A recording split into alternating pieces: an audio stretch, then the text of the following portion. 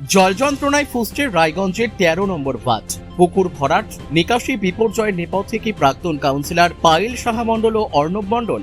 উঠছে একের পর এক অভিযোগ। রায়গঞ্জ পৌরসভার ১৩ নম্বর ওয়ার্ডে জল নিকাশি ব্যবস্থা ভেঙে পড়া, পুকুর ভরাট, নয়নজুলি দখল এবং দুদিনের বৃষ্টিতেই বিস্তীর্ণ এলাকা জলমগ্ন হয়ে পড়ায় চরম ক্ষোভে ফেটে পড়লেন স্থানীয় বাসিন্দারা। জল যন্ত্রণায় অতিষ্ঠ হয়ে রায়গঞ্জের পুরনো জাতীয় সড়ক অবরোধ করে বিক্ষোভে সামিল হন এলাকাবাসী। দীর্ঘক্ষণ অবরোধ চলার পর পুলিশ প্রশাসনের আশ্বাসে বিক্ষোভ তুলে নেওয়া হলেও এলাকাবাসীর প্রশ্ন, এই পরিস্থিতির জন্য দায়ী কে? স্থানীয় বাসিন্দাদের অভিযোগ, বছরের পর বছর ধরে একের পর এক বড় বড় পুকুর ভরাট হয়েছে, বিল ভরাট হয়েছে, নয়নজুলি বুঝিয়ে বাড়ি তৈরি হয়েছে, ফলে বৃষ্টির জল বের হওয়ার স্বাভাবিক পথ সম্পূর্ণ বন্ধ হয়ে গেছে। এলাকাবাসীর প্রশ্ন, ২০১৭ সাল থেকে দীর্ঘদিন ১৩ নম্বর ওয়ার্ডের কাউন্সিলর ছিলেন পায়েল সাহা মণ্ডল। পাশাপাশি তার স্বামী অর্ণব মণ্ডল ২০ নম্বর ওয়ার্ডের কাউন্সিলর ছিলেন।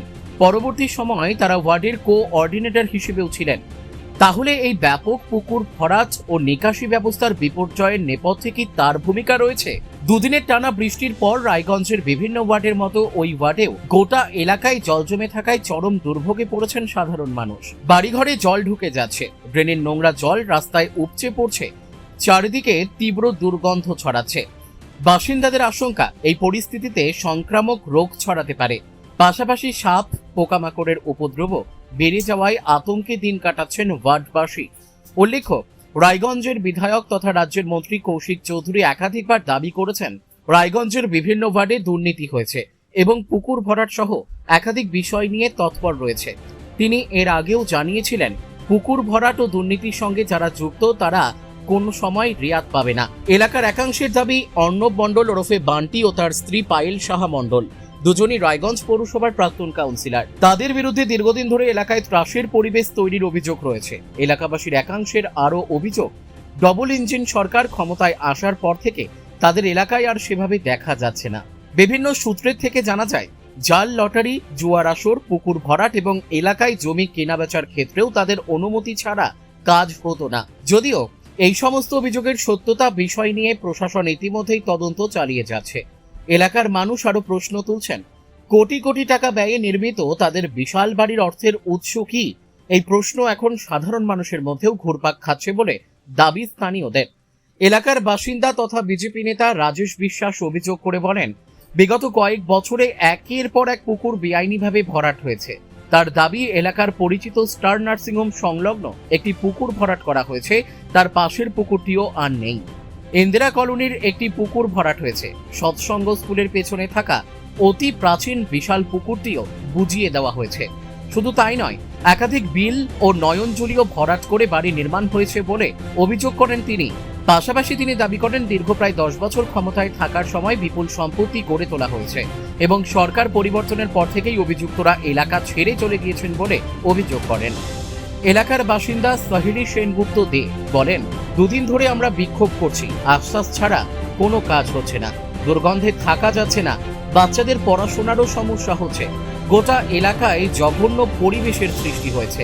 আরেক বাসিন্দা গোবিন্দ মহন্ত বলেন, বাড়িঘরে জল ঢুকে গেছে, বাথরুম পর্যন্ত জল, হেঁটে বেরোনোর উপায় নেই, ড্রেনের সমস্ত নোংরা জল রাস্তায় উঠে এসেছে, আমরা খুব সমস্যায় আছি, প্রশাসন দ্রুত ব্যবস্থা নিক।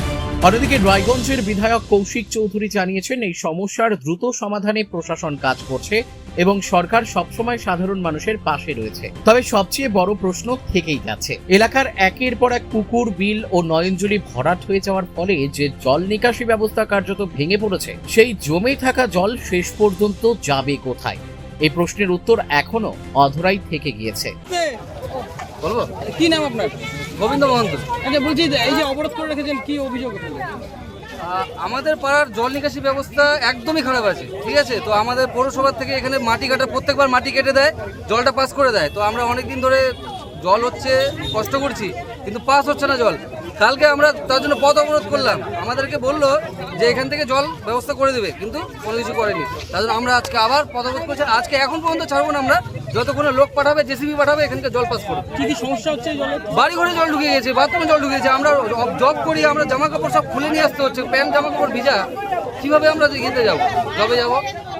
কি চাইছেন হাঁটু জল, আমাদের গলি সব বাড়িঘর সব হাঁটু জল হয়ে যাচ্ছে। কি চাইছেন এখন আপনারা? আমরা যাচ্ছি এখন এখানকার জল নিকাশি ব্যবস্থা, সামনে মাটি কাটবে, জেসিবি নিয়ে আসবে, আর এখান থেকে ড্রেনের একটু লেবারদের ড্রেনের একটু ব্যবস্থা কাজ করবে ওরা, এটাই চাই, আর কিছু না।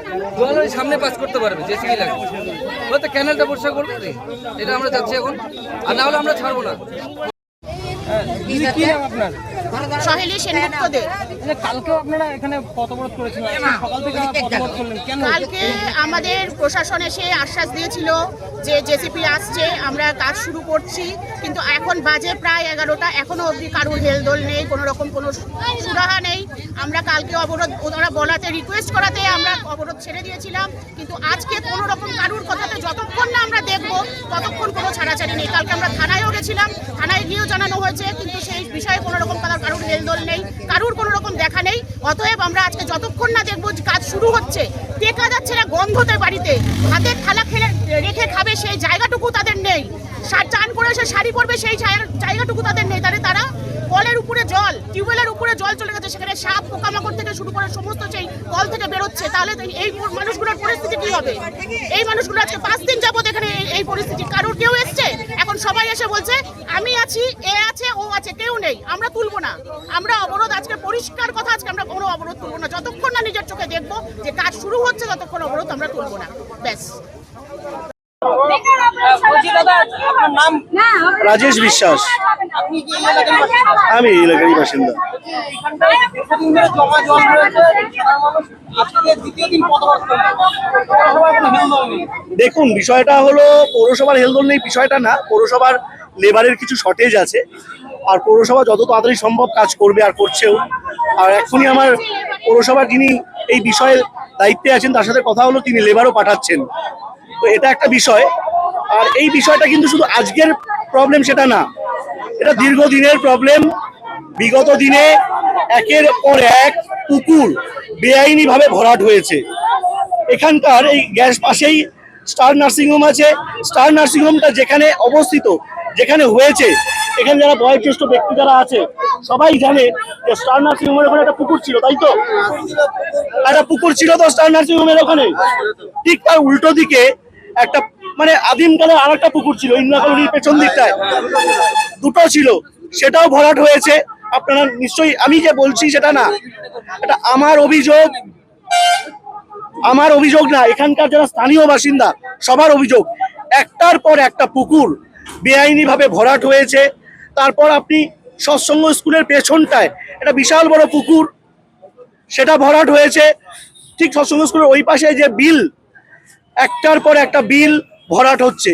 তাহলে এই জলগুলো আকাশে তো আর যাবে না, পাস হওয়ার জায়গা দিতে হবে। এই আপনি নয়নজলি, শুধু যে নেতাদের দোষ তাও না, আমরা সাধারণ মানুষ, আমরা কিন্তু সচেতন নই। নয়নজলিগুলোকে ভরাট করে বাড়ি বানিয়েছে, তাহলে জলটা যাবে কোথায়?